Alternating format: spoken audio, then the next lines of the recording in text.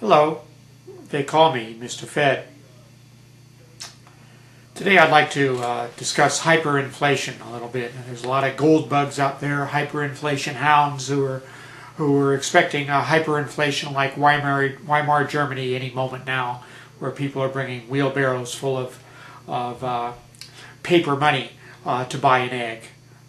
This isn't going to happen soon. By far, the bigger risk is of a hyper-deflationary burst. But in America, everybody's dead set on the hyperinflation scenarios, the possibilities, and so I want to set the record straight for them.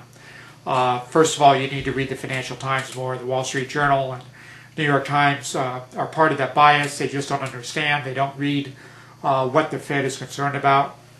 As for me, Mr. Fed, I've read hundreds of internal working papers of all different Federal Reserve branches, Atlanta, Kansas City, St. Louis, New York, Virginia, San Francisco, Dallas, and others.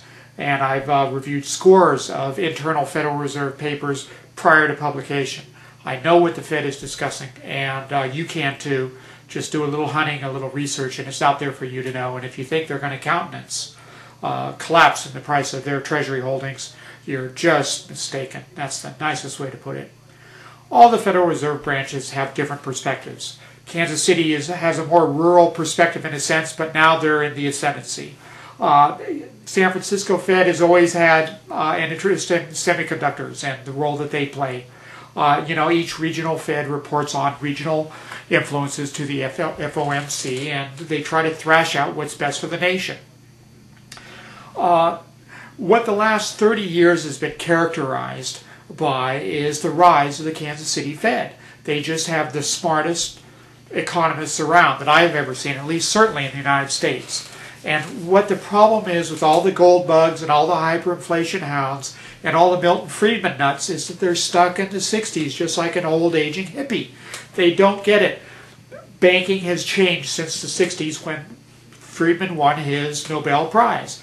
A lot has changed since then. The birth of derivatives, hundreds of trillions of dollars. But no, these people are stuck in the 60s. They don't have a clue, and they're losing money right and left. What can I say? It's not my fault.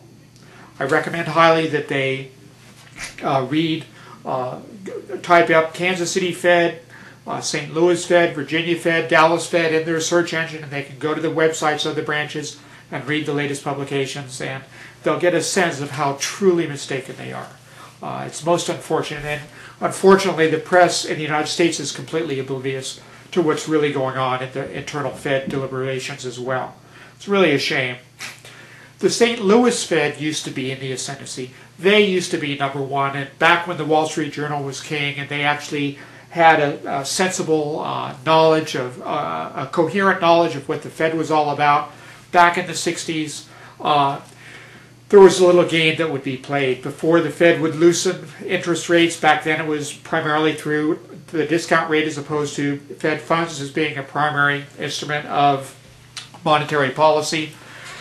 There was a bank in St. Louis that was closely allied with certain members of the St. Louis Fed who were closely tied to Milton Friedman, and they all watched their monetary aggregates and predicted that this amount of inflation would happen if the monetary base increased by this much. But that is all out the window now. It's all changed. They're not pro-inflation. There's just different standards to measure, and I'm going to explain why in this video. Let's go back to why Friedman won his Nobel Prize. Basically, Friedman said there were two types of money.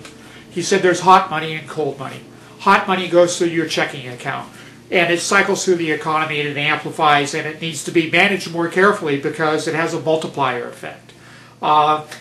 Fair enough for the 60s. That's fine, Milty. Then Friedman also postulated, and it was true, that savings accounts were slower. People sat on their savings accounts. They didn't dip into them. And so that velocity of that money, as it coursed through the economy, was slower. It was less hot than the checking account money, which, people wrote checks, and then, your carpenter goes and he buys a add-on to his pickup truck, and if the car dealer puts that money in his checking account, then he'll increase his inventory. as opposed to the more stable flows through the economy of savings accounts. So that's what M1A and M1B were all about when the St. Louis Fed was in charge and everybody watched for them, and they'd give the word to I believe it was the First National Bank of St. Louis, and the day before the Fed would cut the discount rate or raise the discount rate, the prime rate would be adjusted upward by the First National Bank of St. Louis. And so everybody, Lindley Clark and all the New York Times types, would watch the St. Louis Fed, and whatever the St. Louis Fed said was gospel. This brought us all the way to 1979, where the monetarists had it.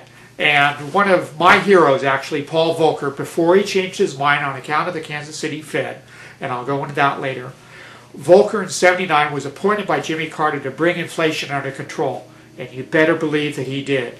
He brought, on one plane trip home after a G5 conference, he brought the U.S. economies to its knees within hours, and he imposed extremely tight credit controls and really relied strictly on the monetarist dogma that monetary growth causes inflation per se, without any other analysis.